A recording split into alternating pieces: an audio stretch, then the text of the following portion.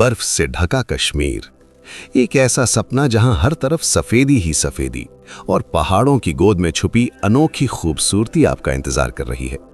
इस winter blue compass YouTube आपको लेकर चलेगा कश्मीर की उस जादुई दुनिया में जहां ठंडी हवाएं और बर्फीले नज़ारे दिल को छू जाते हैं। डल लेक और पहलगाम में इस बार बर्फ नहीं गिरी, लेकिन यहाँ की वादियों की खूबसूरती फिर भी किसी जन्नत से कम नहीं है।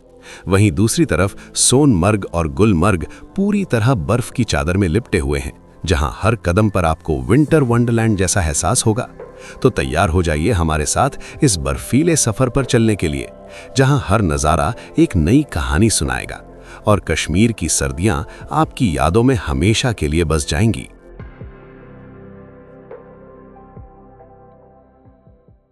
कोलकाता से हम रवाना हुए कश्मीर की हसीन वादियों की ओर।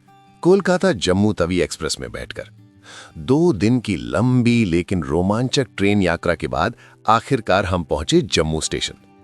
यहीं से शुरू हुआ असली पहाड़ी सफर। जम्मू से मिनी बस के जरिए हम निकल पड़े श्रीनगर की ओर। जैसे जैसे बस आगे बढ़ती है, मैदानों की जगह ऊंचे ऊंचे पहाड़, गहरी घाटियां और घुमावदार सड़कें नजर आने लगती हैं। रास्ते में पड़ता है ऐतिहासिक चेनानी नाशरी टनल, जिसे श्यामा प्रसाद मुखर्जी टनल के नाम से भी जाना जाता है। लगभग 9 किलोमीटर लंबी ये सुरंग पहाड़ों को चीरती हुई गुजरती है और सफर को और भी आसान और रोमांचक बना देती है। होटल पहुंचते पहुंचते रात हो चुकी थी। लंबी यात्रा के बाद जब हम श्रीनगर में अपने होटल पहुंचे, तब चारों तरफ ठंडी हवा और रात की हल्की खामोशी ने सफर की थकान को और भी महसूस करा दिया। हमारा होटल लाल चौक के पास था, जो श्रीनगर का एक बहुत ही मशहूर और रौनक भरा इलाका है।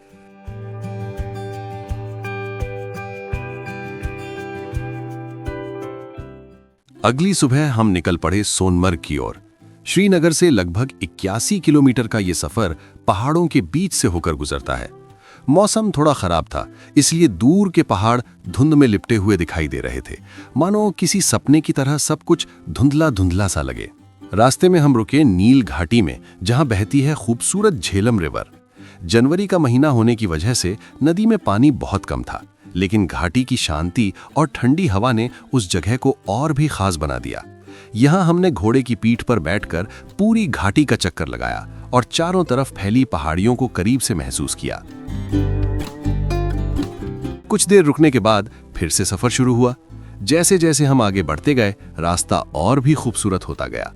सोनमर्ग टनल यानी जेड-मो टनल में घुसने से पहले का नज़ारा बेहद मनमोहक था।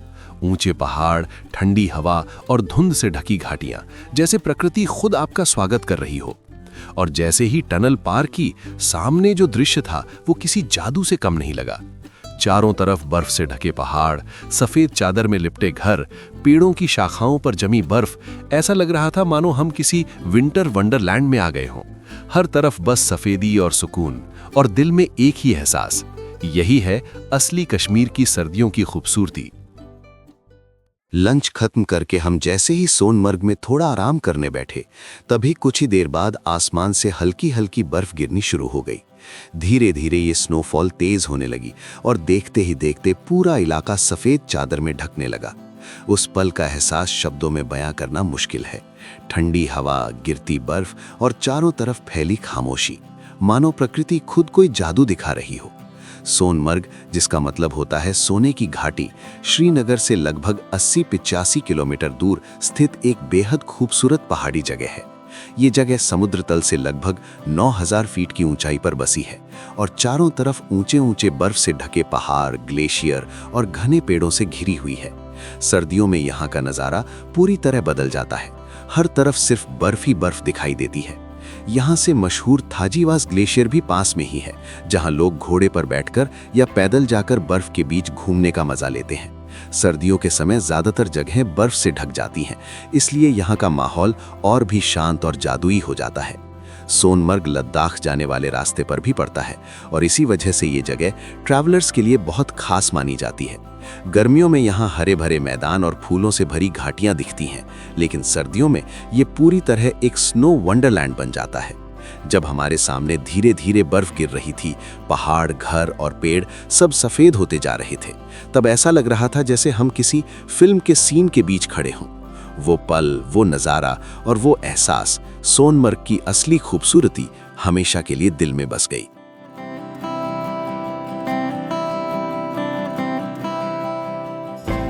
अगले दिन हमारा अगला गंतव्य था गुलमर्ग, कश्मीर की सबसे मशहूर और खूबसूरत जगहों में से एक।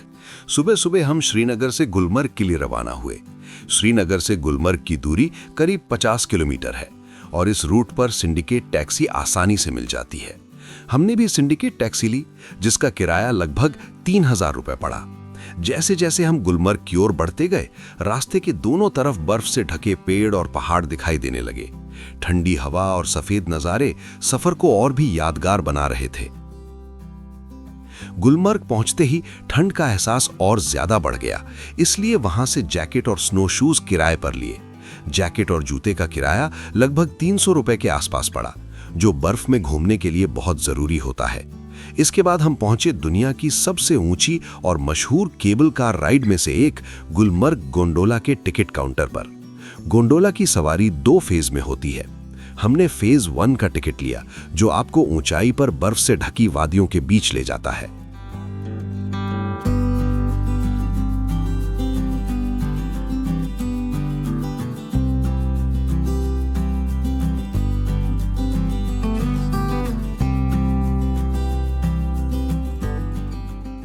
जैसे ही हम फेज 1 तक पहुंचे, वहां जोरदार स्नोफॉल शुरू हो गई। चारों तरफ सिर्फ बर्फ ही बर्फ, पहाड़, पेड़, रास्ते, यहां तक कि छोटे छोटे घर भी सफेद चादर में ढक गए थे। गिरती हुई बर्फ के बीच खड़े होकर ऐसा लग रहा था जैसे हम किसी जादुई दुनिया में आ गए हों। गुलमर्ग में स्नोफॉल के बीच गोंडोला राइड का अनुभव जिंदगी के सबसे खूबसूरत पलों में से एक होता है। ठंडी हवा, चारों तरफ सफेदी और आसमान से गिरती बर्फ, ये नजारा हमेशा के लिए दिल में बस जाता है।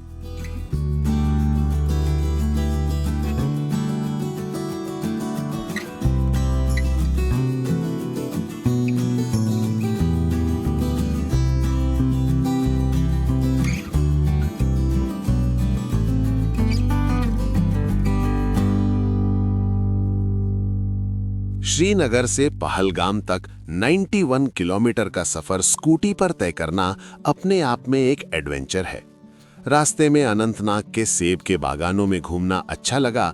भले ही इस मौसम में पेड़ खाली थे, फिर भी उन कतारों में खड़े पेड़ों का अपना ही सुकून था।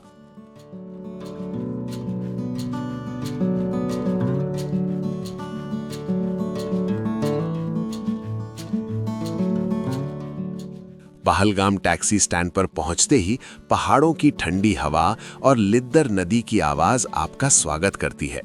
यहां से आरू वैली, बेताब वैली और बाइसरन वैली जाया जा सकता है।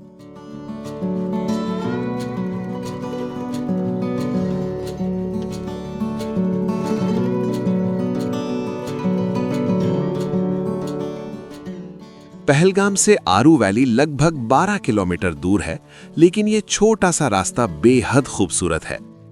सड़क संकरी है, पर चारों तरफ बर्फ से ढकी चोटियां दिखने लगती हैं। लिद्दर नदी साथ साथ बहती रहती है, जिसकी आवाज पूरी यात्रा में संगीत जैसी लगती है। रास्ते में छोटे छोटे गांव, लकड़ी के घर और चरते हुए घोड़े दिखते हैं। देवदार और चीड़ के ऊंचे पेड़ सड़क को और भी शानदार बना देते हैं। स्कूटी से जाते समय ठंडी हवा चेहरे पर लगती है और हर मोड़ पर नया व्यू मिलता है। कहीं कहीं सड़क ऊंचाई की ओर चढ़ती है, जहां से नीचे पूरी घाटी का नजारा दिखता है। वहां से जाओगे, यहाँ से जाओगे, वहां पर होगा दुकान, जहाँ और फिर यहाँ से जाना है। तुम्हारा नाम क्या है? अलीना। तुम्हारा? असरा। असरा। वाह, ब्यूटीफुल नेम। आरू वैली, खुला हरा मैदान, पीछे ऊंचे पहाड़ और सामने बहती नदी, बिल्कुल पोस्ट कार्ड जैसा दृश्य। यहाँ शांति है, भीड़ कम है और प्रकृति बिल्कुल करीब महसूस होती है। ये जगह ट्रैकिंग और फोटोग्राफी के लिए भी मशहूर है। अगर मौसम साफ हो तो बर्फीली चोटियां साफ दिखती हैं। स्कूटी से ये सफर खास इसलिए बनता है क्योंकि आप हर मोड़ पर रुक सकते हैं, तस्वीरें ले सकते हैं और उस ठंडी हवा को महसूस कर सकते हैं। अगले दिन हमने रखा श्रीनगर का लोकल साइट सीइंग। सुबह की ठंडी हवा और पहाड़ों से घिरी इस खूबसूरत शहर की रौनक देखने लायक थी। फिर हम गए ऐतिहासिक शंकराचार्य टेम्पल, जो एक पहाड़ी की चोटी पर स्थित है। यहाँ से पूरे श्रीनगर शहर और डल लेक का पैनोरामिक व्यू दिखाई देता है। ऊपर तक पहुँचने के लिए थोड़ी चढ़ाई करनी पड़ती है, लेकिन ऊपर से दिखने वाला नज़ारा हर थकान मिटा देता है। नमो पार्वती पते, हर हर महादेव। इसके बाद हमने देखा एशिया का सबसे बड़ा tulip garden, Indira Gandhi memorial tulip garden. वसंत ऋतु में यहाँ लाखों रंग बिरंगे फूल खिलते हैं, लेकिन सर्दियों में भी ये जगह बेहद खूबसूरत लगती है। डल लेक श्रीनगर की पहचान और कश्मीर की सबसे खूबसूरत जगहों में से एक मानी जाती है। चारों तरफ पहाड़ों से घिरी ये झील हर मौसम में अलग ही रूप दिखाती है, लेकिन सर्दियों में इसकी खूबसूरती और भी खास हो जाती है। सुबह सुबह जब धुंध झील के ऊपर तैरती है और सूरज की हल्की किरणें पानी पर पड़ती हैं, तब पूरा नज़ारा किसी सपने जैसा लगता है। यहाँ की सबसे खास बात है शिकारा राइड। रंग बिरंगे शिकारे में बैठकर झील के बीच घूमना एक अनोखा अनुभव होता है। झील के ऊपर बने हाउस बोट, फ्लोटिंग मार्केट और पानी के बीच से गुजरती छोटी छोटी दुकानें कश्मीर की संस्कृति की झलक दिखाती हैं। ठंडी हवा, शांत पानी और दूर दूर तक फैली वादियां इस जगह को और भी सुकून भरा बना देती हैं।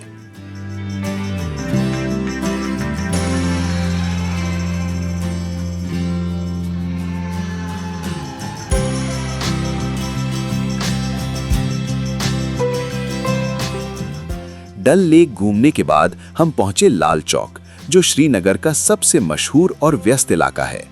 यहाँ का बाजार हमेशा लोगों के चहल पहल से भरा रहता है।